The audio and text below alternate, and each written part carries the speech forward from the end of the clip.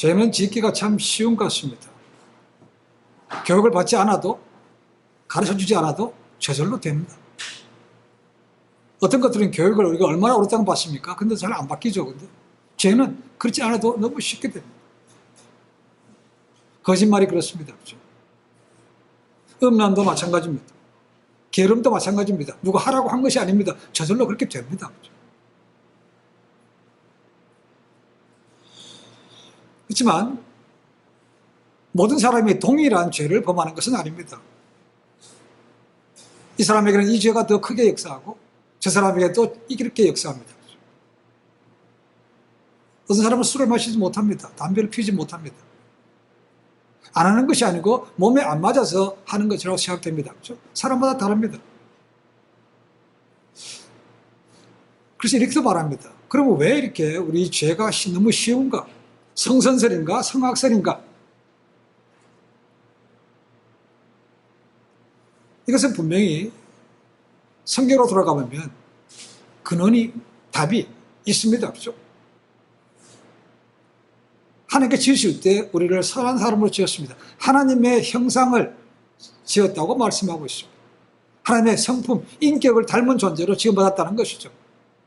그런데 그것이 모든 것이 죄로 인해서 왜곡됐습니다. 그래서 하나님의 성품도 잃어버렸고 하나님과 관계도 끊어져 버렸고 무엇보다도 에덴 동산에 있는 생명나무 열매를 먹지 못하기 때문에 쫓겨나서 이 땅에 죽음이 들어왔습니다. 하나님과 관계가 끊어짐을 통해서 영적으로도 죽었고 육체적으로도 죽음이 들어왔습니다. 그래서 죄의 삭선 사망이라고 말합니다. 그래서 그 이후로 태어난 모든 사람에게는 그 죄의 DNA가 들어있다는 것이죠. 그래서 죄의 DNA가 들어있기 때문에 죄를 지을 수밖에 없다는 것이죠. 죄를 지어서 죄인이 아니고 죄인이기 때문에 죄를 지을 수밖에 없다는 것이죠. 그래서 가르쳐주지 않아도 저절로 되는 겁니다. 참 어렵습니다. 이런 것을 하나님께서 너무나 안타까이 보신 것이죠.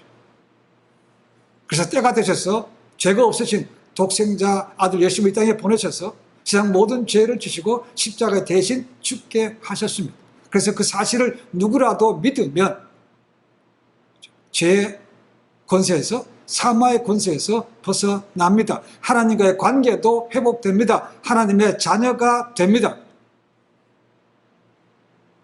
그래서 이런 것들 갖다가 우리가 뭐라고 부르는가? 다시 태어났다고 말합니다. 중생이라고 말합니다. born again이라고 말하는 것이죠. born again. 자, 죄의 권세에서 벗어났기 때문에 이제 죄로 인해서 막혔던 우리 하나님의 성품들이 이제 다시 회복이 되어야 됩니다.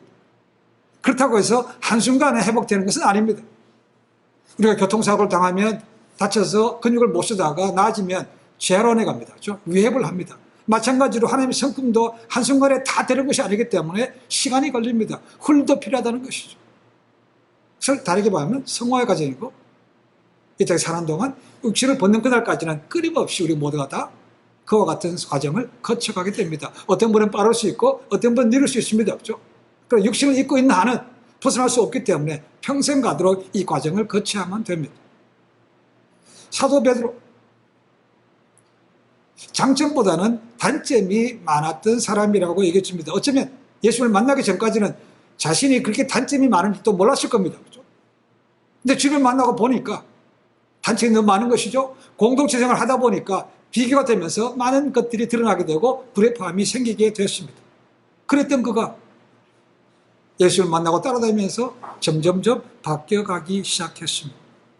본인은 잘 몰랐을 수 있습니다. 그렇죠? 그러나 분명히 주님께서 보시기는 변화가 되어가고 있습니다. 그래서 주님께서 베드로를 부른 호칭이 많이 바뀌었습니다. 그렇죠? 처음에는 그가 시몬이었습니다. 그 다음에 가정 보시면 시몬 베드로야라고 부르십니다. 그 다음에 뭡니까? 잘하고 나면 베드로라고 불렀습니다. 그렇지만 복음서를 통해서 볼 때 계속해서 나아진 것은 아니었습니다. 그렇죠? 왔다 갔다 하는 삶이었습니다. 오르락내락 했습니다. 때로는 시몬이었고 때로는 베드로였습니다. 그렇지만 우리 성경을 통해서 아는 것처럼 사도행전 보시면 마가의 다락방에서 성령을 받은 이후로는 더 이상 시몬이라고 부르지 않습니다. 베드로라는 이름은 나옵니다. 확실하게 그가 바뀌었다는 것입니다. 베드로는 예수님 앞에 서면 늘 위축되는 느낌이었습니다. 그분을 닮기를 원하시지만 부족한 모습이 너무 보이는 겁니다. 여러분, 하얀 백지에서는요, 어떤 것을 올려놔도 금방 눈에 보입니다. 죄가 없인 주님 앞에 가면 누구라도 그렇게 보일 수밖에 없는 것이죠. 베드로는 늘 그것을 깨닫고 지냈습니다. 굉장히 영적으로, 배우지는 못할지 모르지만 영적으로는 굉장히 민감한 사람이었습니다. 그것이 그에게는 어쩌면 가장 큰 장점인지도 모릅니다. 뭘 하든지 간에 이것을 하나님과 연결시켜서 볼 수 있는 그런 관점. 자, 이것이 굉장히 중요한 것이죠. 그러니까 물고기를 못 잡았는데 뭐랍니까? 주님께서 말씀하신 대로 순종해서 그물을 했더니 물고기가 엄청 잡혔습니다. 자신의 지식과 경험을 뛰어넘는 그분 앞에서 나는 죄인입니다. 주님 나를 떠나시옵소서 라고 한 걸 보십시오. 대단한 것입니다. 그는 순종이라는 걸 배웠습니다. 오늘은 두 번째와 세 번째를 봅니다. 두 번째는 절제를 배웠습니다. 절제. 이 많은 리더들이 이 자제심이 부족한 경향이 굉장히 많습니다. 분노해서 고함을 지르거나 욕을 하거나 뭔가 던지는 사람들이 많다는 거죠. 이 자기 훈련은 여러분 쉽지 않습니다. 그래서 최근에 미국에서 최고 경영자 CEO들과 고위 관료들을 해서 분노를 조절하는 세미나가 참 많이 열리고 있습니다. 리더들이 그러면 왜 이렇게 쉽게 분노하는가? 왜 그렇게 했습니까? 자기가 최고라고 생각하기 때문에 그렇습니다. 내가 가장 탑이라고 생각하기 때문에 그렇습니다. 근데 네가 나를 안 따라와? 이런 거죠. 내가 하라는 걸 안 해? 이러니까 거기서 분노가 생기는 것이죠. 나는 이렇게 앞서가는데 저들이 따라오지 않으면 내가 뭔가를 일을 만들어낼 수 없는 거죠. 그러니까 화가 나는 겁니다. 자제가 안 되는 겁니다. 아마 사도 베드로도 그와 성격이 비슷한 사람이라고 얘기해집니다. 여러분, 리더를 보십시오. 리더는 비전이 있는 사람입니다. 일단 앞을 내다보고 가야 됩니다. 근데 사람들이 잘 안 따라와요. 뭐 화가 납니다. 그렇죠? 그래서 리더들이 이 분노를 조절을 잘 못하는 것입니다. 그렇다고 해서 잘 사람을 다스리거나 권면하거나 이렇게 가면 좋은데 가장 좋은 리더십이 그런 것이죠. 그렇죠? 근데 그렇지 못한 경우가 굉장히 많다는 것이죠. 그래서 리더는 그런 것들을 배워야 된다는 것이죠. 누구나 처음부터 다 잘하는 것은 아닙니다. 그렇죠? 그러나 훈련이 필요한 것은 맞는 것이죠. 베드로 우리 보십시오. 굉장히 급합니다. 하고 뭔가 일부터 저지르고 봐야 돼. 말부터 하고 봐야 돼. 행동부터 하고 봐야 된다. 그러니까 다른 제자들과 많이 부딪힐 수밖에 없습니다. 근데 그럴 때마다 예수님께서 시몬아. 그러면 안 된다. 너 옛 모습이 또 나오는구나. 이렇게 주님께서 가르쳐 주신 것이죠. 자, 그런 걸 통해서 베드로가 점점 변화되어 갑니다. 베드로의 그런 모습을 보면서 예수님은 어떻게 가졌을까? 3년 동안 지내시면서 많은 시행착오를 받습니다. 얼마나 많은 것이 반복되는지 모릅니다. 그렇죠? 만약에 우리가 주님의 입장이라면 어떻게 되겠습니까? 우리 부모님들, 자녀들 잘못된 때마다 너 몇 번째야? 너 몇 번째? 그런 말 합니다. 그렇죠? 주님도 아마 베드로에게 그런 마음을 가지셨겠습니까? 아니라고 생각합니다. 주님은 베드로에게 책망하셨습니다. 베드로뿐만 아니고 당시에 가장 최고 권위자들이던 제사장, 공회원들, 그들에게도 과감 없이 비판하는 것을 그치지 않았습니다. 그렇지만 예수님은 거기에 대해서 뒤끝을 가지고 있지는 않았습니다. 지난 것에서 잊어버렸습니다. 그렇죠? 물론 시몬의 부름을 통해서 자아가 아직도 네가 안 죽었구나라고 리마인드 시킨 건 맞지만 그걸 가슴에 안고 지내지 않았다는 것이죠. 계속해서 그가 바뀌기를 원하신 것이죠. 때로는 더덕거려 주시고 때로는 강하게 말씀하시고 그랬죠. 그래서 제자들 가운데 유일하게 사탄아라고 들은 것은 베드로밖에 없습니다. 그 정도로 예수님께서 아주 베드로를 강하게 직책하셨고 진짜 바뀌기를 원하셨다는 것이죠. 그렇게 심한 말씀까지 하시면서도 바뀌기를 원하신 거죠. 왜요? 베드로가 리더이기 때문에 그렇습니다.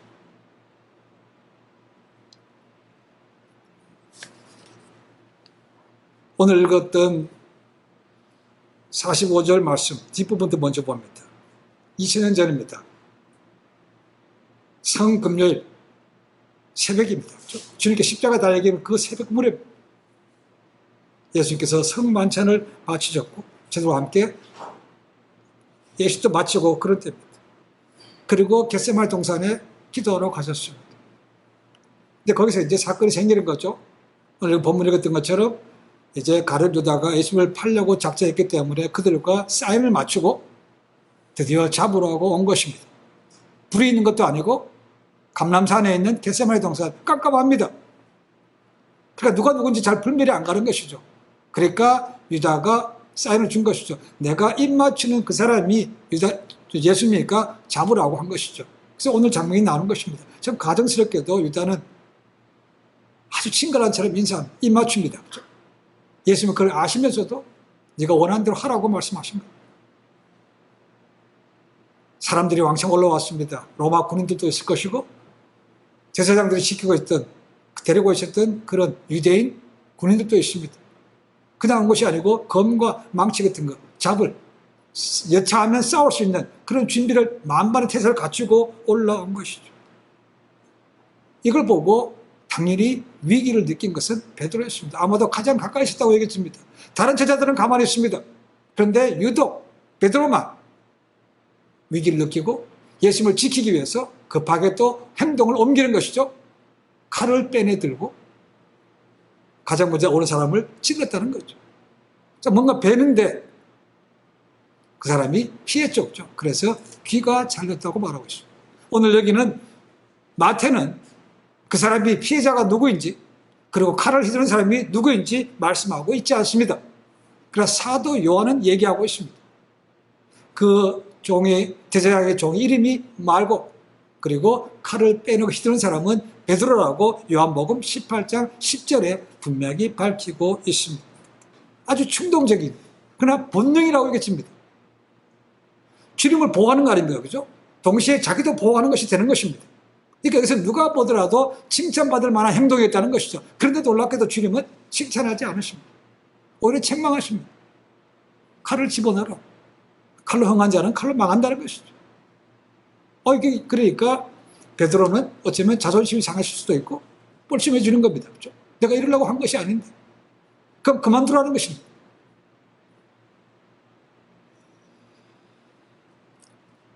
그런데 베드로는 이것을 통해서 깨달음을 얻습니다. 이게 내가 이렇게 해서는 안 되는 거구나. 욱해서는 안 되는 거구나. 깨닫습니다. 후에 이렇게 얘기합니다. 베드로 전서 2장 21절 23절에 이렇게 기록하고 있습니다. 그리스도도 너희를 위하여 고난을 받으사 너에게 본을 끼쳐 그 자취를 따라오게 하려 하셨느니라. 그는 죄를 범하지 아니하시고 그 입에 거짓도 없으시며 욕을 당하시되 맞대어 욕하지 아니하시고 고난을 당하시되 위협하지 아니하시고 오직 공의로 심판하시는 이에게 부탁하시며 라고 되십니다. 위기에 대처해서 폭력을 쓰지 않았다는 겁니다. 힘으로 대항하지 않았다고 말하고 있습니다. 욕도 하지 않았다고 말하고 있습니다. 거짓도 하지 않았다고 말하고 있다는 것이죠. 그냥 고난을 그냥 당했다는 것입니다. 왜요?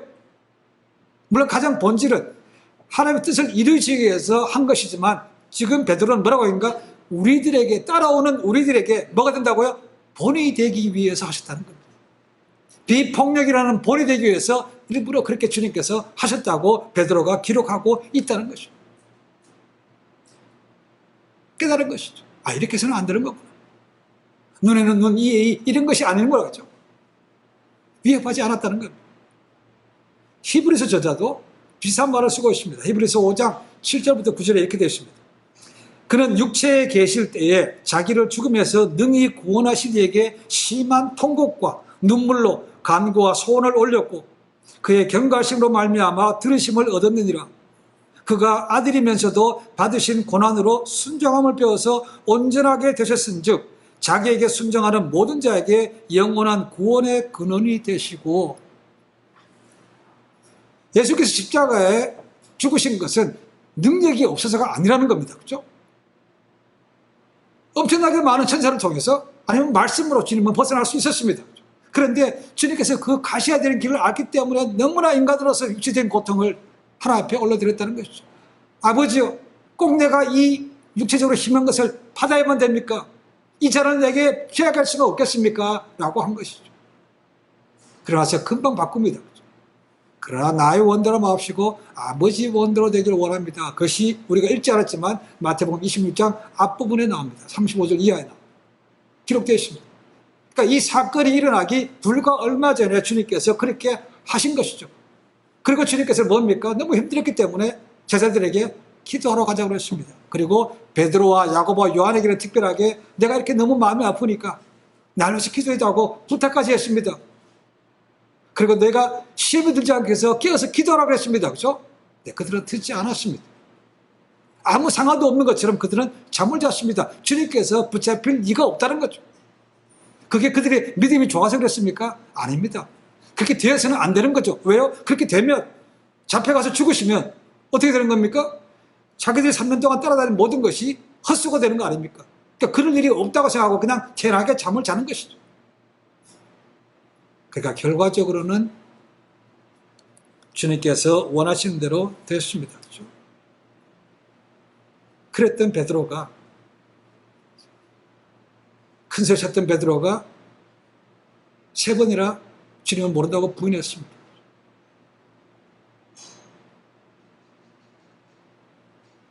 그리고 나서는 후에 주님께서 부활승천하신 다음에 그는 확실하게 변했습니다. 이 실패를 통해서 그의 뼈저린 교훈을 얻은 것이죠. 그래서 그에게 편지 쓴 것입니다. 주님께서는 고난을 받으셨지만 죄를 범하지 않으시고 욕도 하지 않으시고 그냥 위협도 하지 않으시고 묵묵히 고난을 받으셨다. 그것이 다 우리에게 본을 보이기 위해 그렇게 하셨다. 그러니까 우리도 그렇게 따라가야 된다라고 말씀하고 있는 것이죠. 그러니까 그가 나중에 서신지에 기록한 거 보시면 그가 얼마나 뼈저리게 잘못을 느꼈는지 한번 기억해 볼 수 있습니다. 그는 절제를 배웠습니다. 실패를 통해서. 세 번째로 앞부분의 말씀을 통해서 베드로는 또한 겸손을 배웠습니다. 좋은 리더의 자격을 갖춘 사람들 가운데도 이 종종 교만 때문에 그가 많은 것을 하고도 욕을 먹는 경우가 자주 있습니다. 특별하게 교만하게 되는 경우에는 뭔가 큰 일을 한 다음에 교만하게 될 경우가 참 많습니다. 그렇죠? 내가 이런 사람이니까 이런 일을 이루었어. 우쭐해진다는 것이죠. 그래서 교만하다고 오히려 손가락질 받습니다. 오히려 그럴 때 함께 한 사람들, 내가 한 것도 있지만 이 사람들이 함께 했었기 때문에 이렇습니다 하고 그들에게 영광을 돌리고 그들을 칭찬했다면 아마 그의 리더십은 훨씬 더 오래 갔을 것입니다. 그렇지 않고 자기 혼자 잘나려고 한 사람들이 많기 때문에 리더십이 금이 가기 시작하는 것이죠. 리더에게 자신감은 필요합니다. 그렇죠? 리더가 흔들리면 따라가는 사람도 흔들립니다. 그러니까 리더는 자신감이 있는 것은 맞습니다. 그러나 그것이 너무 지나치면 거기도 문제가 생기는 것이죠. 앞부분에 읽었던 35절 말씀에는 베드로의 너무 과도한 자존심에 대해서 얘기하고 있습니다. 그것도 6월절 만찬이 끝난 다음이었습니다. 그리고 가룟 유다가 예수님을 팔려고 나간 이후에 세족식도 해주셨습니다. 성찬식도 했습니다. 그런 다음에 감람산 거기 가서 잡히기 전에 그들에게 경고의 말씀을 주십니다. 너희가 나를 배반할 것이다. 나를 버리고 흩어질 것이다 고 말하고 있습니다. 뭐라고 했습니까? 목자이신 자신이 잡히면 양이 흩어진다는 그 예언의 말씀이 이루어진다라고 되어 있습니다. 그러니까 예수님께서 목자로서 죽으시고 잡혀서 죽으시고 그 결과로는 목자가 없어지기 때문에 양은 흩어진다는 것이 뭐라고요? 실제로 이루어지는 것이고 그것이 구약의 예언의 성취라는 것입니다. 그냥 주님께서 직군적으로 하신 말씀이 아니고 구약에 기록되어 있다는 겁니다. 그럼 어디에 있는가? 스가랴서 13장 7절 말씀을 인용한 것으로 봅니다. 자, 스가랴서 13장 7절을 한번 읽어보겠습니다. 만군의 여호와가 말하노라. 가라 깨어서 내 목자 내 짝된 자를 치라. 목자를 치면 양이 흩어지려니와 작은 자들 위에는 내가 내 손을 들이우리라 라고 되어 있습니다. 자, 이 스가랴 말씀을 읽어보면 지금 여기에 읽어본 것처럼 내가 목자를 치리니 양의 떼가 흩어지리라 이 말씀과는 좀 많이 다릅니다. 그렇죠? 그렇지만 예수님은 이 말씀이 어떤 것인지 알기 때문에 저자의 의도가 무엇인 줄 알고 그 중심되는 것 목자가 쳐서 죽고 그러고 나면 양은 흩어진다 그 말씀을 인용해 쓰신 거죠. 일반적으로 양은 이스라엘 백성들을 의미할 때 양이라는 비유가 됐지만 여기서는 12제자를 국한하고 있습니다. 그럼 목자는 누굽니까? 구약에서는 하나님입니다. 지금 예수님이 자신을 양으로, 이제 목자로 비교하고 있습니다. 그 말은 그건 뭡니까? 예수님이 뭐라고요? 누구라고요? 하나님이시라는 거죠. 적들이 와서 나를 치면 나는 잡혀서 죽는다. 그러고 나면 너희는 다 도망간다. 이렇게 구약의 예언이 성취된다고 말씀하셨지만 그 어느 누구도 그 말씀을 귀담아 듣지 않았습니다. 그렇게 이래서는 안 되는 것이죠. 그런 다음에 또 모자라서 이렇게 말씀하십니다. 내가 살아난 후에 너희보다 먼저 갈리로 간다. 자, 내가 살아난 후에라고 되어 있습니다. 그렇죠? 분명히 죽는다는 것입니다. 또 예언의 말씀하시는 거죠. 내가 죽지만 다시 살아난다. 그리고 다시 내가 갈릴리로 먼저 간다고 말씀하셨는데 이들은 듣지 않았다는 거죠. 베드로는 이 말씀의 의미가 뭔지를 압니다. 아, 죽으시는구나라는 걸 아는 것이죠. 이제 부활은 꿈도 못 꿉니다. 그렇지만 그걸 받아들이고 싶지는 않았습니다. 아니, 죽는데 우리가 다 도망간다고요? 아이, 다른 사람은 다 그럴지 몰라도 나만은 안 합니다. 라고 큰 소리 친 것이죠. 이 똑같은 말이 누가복음 22장 33절에 보면 이렇게 되어 있습니다. 주여, 내가 주와 함께 오게도 죽는 데에도 가기를 각오하였나이다. 다른 여자들 그럴지 모르지만 나는 감옥 가는 것도 죽는 데까지 나는 따라갑니다. 큰 소리 뻥 쳤다는 것이죠. 베드로가 이 약속 지켰습니까? 아니, 못 지켰습니다. 또 예수님이 옳았다는 거죠. 예언의 말씀도 옳았습니다. 그렇죠? 그렇지만 그 어느 누구도 그의 말씀을 귀담아 마음을 다해서 들으려고 하지 않았다는 것이죠. 왜요? 이유는 하나밖에 없습니다. 주님이 죽으시면 안 된다는 거죠. 살아계셔야 이걸 뒤엎고 자기들도 한 조절이 할 거 아닙니까? 그죠? 존경받을 거 아닙니까? 부와 명성을 얻을 거 아닙니까? 그러니까 안 되는 거죠. 그러니까 마음에 들어올 이유가 없는 것입니다. 결국 베드로는 예수님을 3번 부인합니다. 그죠? 다른 제자 도망갔지만 베드로는 그도 끝까지 도망가지 못하고 거리를 두고 따라갔습니다. 어떻게 되는가 보러 간 것이죠. 그건 잘한 것입니다. 그죠? 하지만 결국 3번까지 부인하게 됐습니다. 요한의 안내로에서 대제사장 뜰에 들어갔죠. 거기서 베드로가 예견치 못한 일을 접하게 됩니다. 계집종이 나와서 묻습니다. 이 사람도 저 예수와 함께 같이 있던 사람이라고 얘기합니다. 그때 베드로가 나는 그와 함께 하지 않았다. 나는 그를 모른다고 부인합니다. 이 첫 번째 부인할 때만 해도 베드로는 자기의 과거의 한 말을 기억하지 못했을지 모릅니다. 그렇지만 그것이 두 번째 그리고 세 번째는 저주하면서 모른다고 부인하고 났을 때 그때가 돼서야 예수님께서 3번 부인하는 것이 맞네. 그리고 누가는 그때 그 말씀이 끝나고 부인했을 때 예수님께서 돌이켜서 베드로와 눈을 마주쳤다고 되어 있습니다. 그래서 밖으로 나가서 통곡하고 울었다고 말하고 있습니다. 두 가지 의미가 있죠. 그렇죠? 내가 이렇게 큰 소리를 쳤는데 나는 이렇게 약하고 못난 놈이구나 하는 것이 있고, 두 번째는 뭡니까? 주님께서 나를 택하시고 그렇게 사랑하셨는데 내가 그 주님을 배신했구나라는 주님에 대한 죄책감, 이것 때문에 통곡하고 울은 거죠.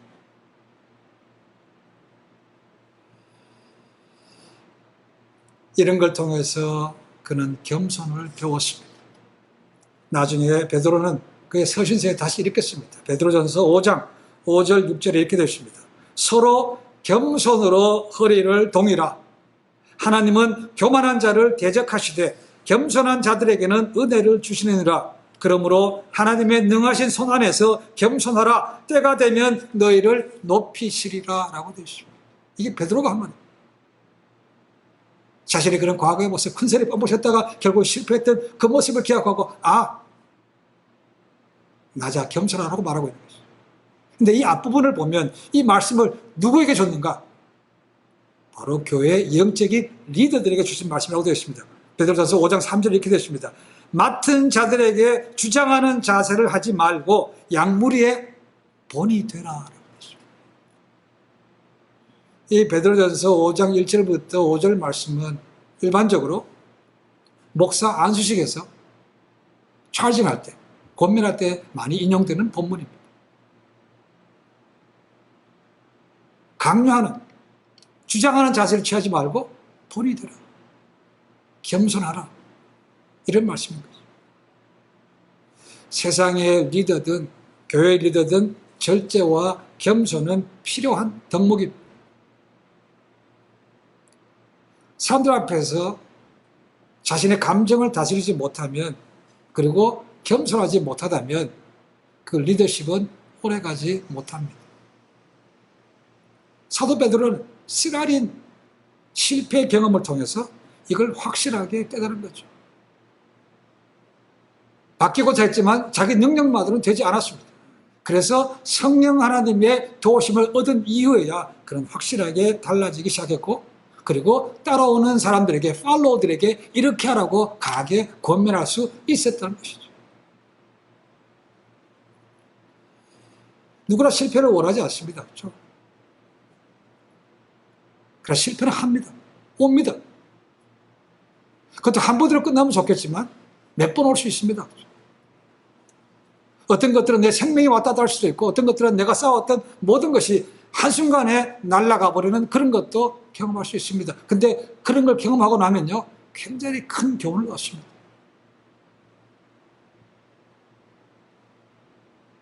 그래서 실패는 성공의 어머니라고 말을 합니다.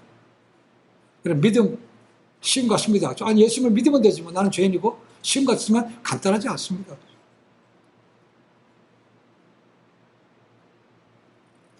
금방 혈압 같은데, 그죠? 금방 자라지 않습니다. 아기가 금방 청년이 되고 금방 어른이 됩니까? 아닙니다. 시간이 걸리는 거죠. 그렇죠? 믿음도 시간이 걸려서 올라가는 것입니다. 탄탄하게 올라가는 것입니다. 그렇게 돼야 흔들리지 않습니다. 우리는 그렇게 생각하는데 또 새로운 일을 닥치면 그렇게 된 것 자신도 흔들릴 때가 많습니다. 누구도 예외는 없습니다. 이 베드로의 모습을 보면서 바울이 생각났습니다. 바울은 자랑할 것이 굉장히 많았습니다. 이스라엘 초대 왕 베냐민 지파, 사울을 배척한 가문이 베냐민 아닙니까? 그죠? 그래서 얘기합니다. 우리 집안이 이런 가문이야. 내가 베냐민 지파요라고 합니다. 빌립보서 3장 보시면. 내가 히브리인 중에 히브리인이고, 내가 바리새인이고, 율법으로는 흠이 없고, 열심으로는 특신이고, 그리고 공의원들이 나를 신임해서 앞장서서 행동대우를 했던 사람이 바로 사울이었습니다. 지난대로 사도행전 보시면 이 사울이 회심하는 장면이 3곳 나옵니다. 사도행전 9장, 22장, 26장입니다. 거기 보시면 사울이 살기가 등등해서 다메섹까지 민자들 잡으러 갈 때였습니다. 그렇죠? 갑자기 하늘에서 빛이 그 무리를 비추게 되고 땅에 다 모두 엎드려졌습니다. 그리고 하나님의 음성이 들립니다. 주님의 음성이. 그리고 그것은 다른 사람에게 들리지 않고 사울에게만 들립니다. 뭐라고 얘기합니까? 사울아 사울아 네가 어찌 나를 핍박하느냐. 사울이 너무 놀랐습니다. 아니 내가 누구길래 나를 이렇게 핍박한다고 그러십니까? 주여 니시오니까. 나는 내가 핍박하는 예수라고. 그 빛이 너무나 갔기 때문에 그 무리 가운데 한 사람 사울만 눈이 멀었습니다. 갈 때는 살기 등져서 갔지만 눈이 안 보이니까 다른 사람 손에 의탁해서 갈 수밖에 없는 것이죠. 그래서 직가라는 곳에 있는 유다 집에 가서 아나니아가 왔습니다. 그죠? 아나니아가 그에게 브라더 사울, 브라더라고 부릅니다. 그리고 안수합니다. 그럴 때 그의 눈에서 비늘이 떨어진 다음에야 내가 정말 내가 잘못 살았구나, 내가 헛되게 살았구나 깨달아 알게 되죠. 그죠? 그 순간 바로 그런 나가서 예수 그리스도가 메시아가 맞다고 선포합니다. 근데요, 그 장면을 보시면 이렇게 나옵니다. 베드로 흡상에 떠나갑니다. 사울은 갑자기 그런 일이 생겼습니다. 자기는 이것이 나쁜 일이라고 결코 믿지 않았습니다. 그렇죠? 다른 의로운 일을 하고 있다고 생각했습니다. 그런데 왜 이런 일이 내게 생겼을까라는 것이죠. 생각해 본다는 것입니다. 이게 도대체 무슨 일인가, 무슨 의미인가를 생각하는 것이죠. 근데 그냥 한 것도 아니고 사도행 읽어보시면 3일 동안 금식합니다. 금식하면서 하나님 이것이 뭘 의미하는 것입니까? 기도했습니다. 그러와서 그 기도의 응답이 아나니아를 통해서 온 것입니다. 그걸 통해서 사울은 이제 깨지게 됩니다. 사울이라는 이름은 이스라엘 초대왕, 베냐민 지파의 초대왕 사울의 이름을 땄습니다. 그렇죠? 그 부모님들이 너도 이스라엘 왕처럼 그렇게 되라고 이름을 줘줬습니다. 그 사울이라는 이름이 뜻이 뭔가? 큰 자입니다. 큰 자. 그런데 사울이 예수 믿고 나서 바뀐 다음에 이름이 바울로 바뀐 거죠. 파울로스로 바뀝니다. 그게 뭔 뜻인가? 작은 자입니다. 작은 자. 주님 안에서 작은 자가 된 것이죠. 그리고 나중에 고린도 교회를 통해서 이렇게 얘기합니다. 고린도전서 10장 12절에 이렇게 말합니다. 그런즉 선줄로 생각하는 자는 넘어질까 조심하라. 이 말하면 됐지. 이 정도면 됐지. 그게 아니라는 것입니다. 그렇게 생각할 때 오히려 넘어질까 조심하라라고 권면하고 있다는 거예요. 겸손하라 그 말이죠. 우리 각자는 자랑하고 싶은 것들이 꽤 있습니다. 그렇죠? 올라가고자 하는 것도 있습니다. 그렇죠? 그러나 우리가 어떤 걸 했든 간에 주님께서 우리를 위해서 했던 구원의 은혜 마음보다 크겠습니까? 우리가 올라갈 수 있지만 주님보다 높이 올라갈 수 있겠습니까?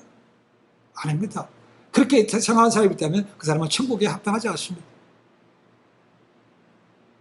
만왕의 왕이고 만주의 주고 만민이 그의 엎드려 경배한 날이 분명히 옵니다.